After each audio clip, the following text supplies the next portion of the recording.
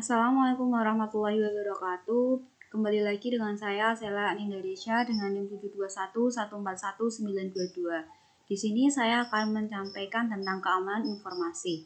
Keamanan informasi digunakan untuk mendeskripsikan perlindungan baik peralatan komputer maupun non-komputer, fasilitas data dan informasi dari penyalahgunaan pihak-pihak yang tidak berwenang. Peralatan ini mencakup seperti mesin fotokopi, mesin fax, serta semua jenis media termasuk dokumen kertas. Tujuan keamanan informasi yaitu satu, untuk kerahasiaan, yang kedua ketersediaan, yang ketiga integritas. Kemudian manajemen keamanan informasi. Aktivitas untuk menjaga agar sumber daya informasi tetap aman disebut manajemen keamanan informasi. Aktivitas untuk menjaga agar perusahaan dan sumber daya informasinya tetap berfungsi setelah adanya bencana disebut manajemen keberlangsungan bisnis. Tolak ukur keamanan informasi adalah tingkat keamanan yang disarankan yang dalam keadaan normal harus menawarkan perlindungan yang cukup terhadap gangguan tidak terotorisasi. Ini merupakan bagian dari strategi manajemen keamanan informasi.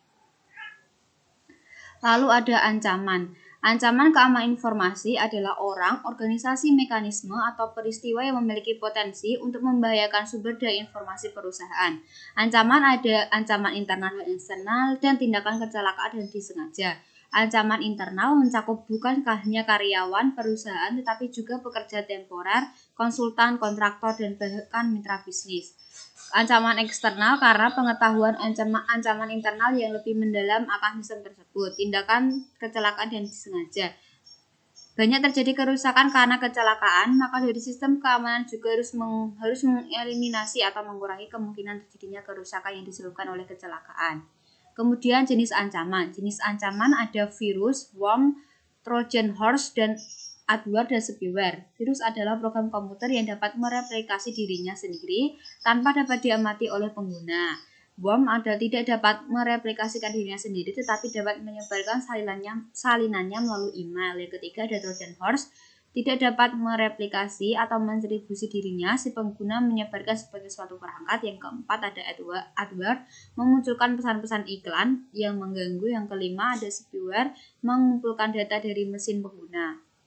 Kemudian resiko, ini merupakan resiko yaitu pencurian informasi yang tidak terintegritas, terus penggunaan tidak terorientasi, penghancuran yang tidak terorientasi, kemudian modifikasi yang tidak terotorisasi. Persoalan e-commerce, ini ada kartu kredit dan praktik keamanan yang diwajibkan oleh Visa. Kartu kredit bekerja dengan cara serta pemegang kartu ini membeli sesuatu secara online, ia akan memperoleh angka yang acak dari web perusahaan kartu kredit tersebut. Angka inilah dan bukannya nomor kredit pelanggan tersebut yang diberikan kepada pedagang e-commerce yang kemudian melaporkannya ke perusahaan kartu kredit untuk pembayaran e-commerce. Praktik keamanan yang diwajibkan oleh Visa.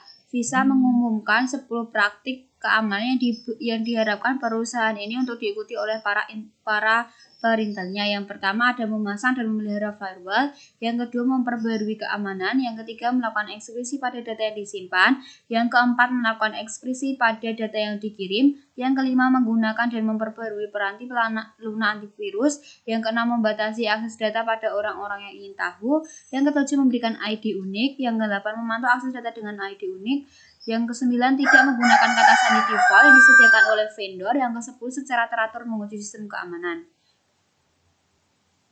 Kemudian ada manajemen resiko. Manajemen resiko didivisikan ada 4 langkah. Yang pertama, identifikasikan aset-aset bisnis yang harus dilindungi dari resiko. Yang kedua, menyadari resiko. Yang ketiga, menentukan tingkatan dampak pada perusahaan jika resiko benar-benar terjadi. Yang keempat, menganalisis kelemahan perusahaan tersebut. Tingkat dan kelemahan menentukan pengendalian. Dampaknya itu ada dampak parah, dampak signifikan, dan dampak minor. Kelemahannya ada kelemahan tingkat tinggi, kelemahan tingkat menengah, dan kelemahan tingkat rendah.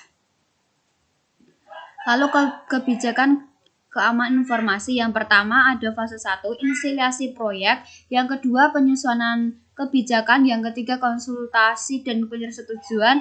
Yang keempat kesadaran dan pendidikan. Yang kelima penyebarluasan kebijakan. Pengendalian. Pengendalian adalah mekanisme yang diterapkan baik untuk melindungi perusahaan dari risiko atau untuk meminimalkan dampak risiko tersebut pada perusahaan. Yang pertama ada pengendalian teknis. Dalam pengendalian teknis ini ada pengendalian akses, pengendalian teknis, pengendalian yang menjadi satu sistem dalam sistem dan dibuat oleh para penyusun sistem selama masa siklus penyusunan sistem. Kemudian di dalam pengendalian akses ini ada firewall. Ini merupakan lokasi firewall di jaringan dan ini merupakan bagian dari firewall. Lalu pengendalian kriptografis. Data dan informasi yang tersimpan dan ditransmisikan dapat dilindungi dari pengumpulan yang tidak terotorisasi dengan kriptografi, yaitu penggunaan kode yang menggunakan proses matematika. Pengendalian fisik. Pertama, terhadap gangguan tidak terotorisasi adalah mengunci pintu ruangan komputer. Lalu yang kedua ada pengendalian formal, mencakup penentuan cara berperilaku, dokumentasi prosedur dan praktik yang diharapkan, dan pengawasan serta pencegahan perilaku yang berbeda dari panduan yang berlaku. Yang ketiga ada pengendalian informal, mencakup program pelatihan, edukasi, serta program pembangunan manajemen. Lalu mencapai tingkat pengendalian yang tepat. Ketiga jenis pengendalian tersebut mengharuskan biaya. Dengan demikian, keputusan mengendalikan pada akhirnya dibuat berdasarkan biaya. Kemudian dukungan pemerintah dan industri, karena terdapat pengendalian yang membutuhkan biaya, maka harus didukung oleh pemerintah dan industri. Lalu ada standar industri, adalah organisasi nirlaba yang didedikasikan untuk membantu para pengguna komputer guna membuat sistem mereka lebih aman, yaitu ada dua bentuk, TIS Benchmark dan TIS Scoring Tools. Lalu sertifikasi profesional. Profesi TI menawarkan program sertifikasi. Yang pertama, Asosiasi Audit Sistem dan Pengendalian. Yang kedua, sertifikasi Kementerian Sistem Informasi Nasional. Yang ketiga, ada Industry Science. Kemudian meletakkan manajemen keamanan informasi pada tempatnya. Kebijakan ini dibuat berdasarkan identifikasi ancaman dan risiko ataupun berdasarkan panduan yang diberikan oleh pemerintah dan asosiasi industri. Manajemen keberlangsungan bisnis. Di dalam manajemen keberlangsungan bisnis ini terdapat rencana yang umum. Yang pertama ada rencana darurat, yang kedua ada rencana cadangan, yang ketiga ada rencana catatan penting. Lalu meletakkan manajemen keberlangsungan bisnis pada tempatnya. Merupakan salah satu bidang penggunaan komputer di mana kita dapat melihat perkembangan besar. Terima kasih, sekian yang dapat saya sampaikan. Wabillahi taufiq wal hidayah. Wassalamualaikum warahmatullahi wabarakatuh.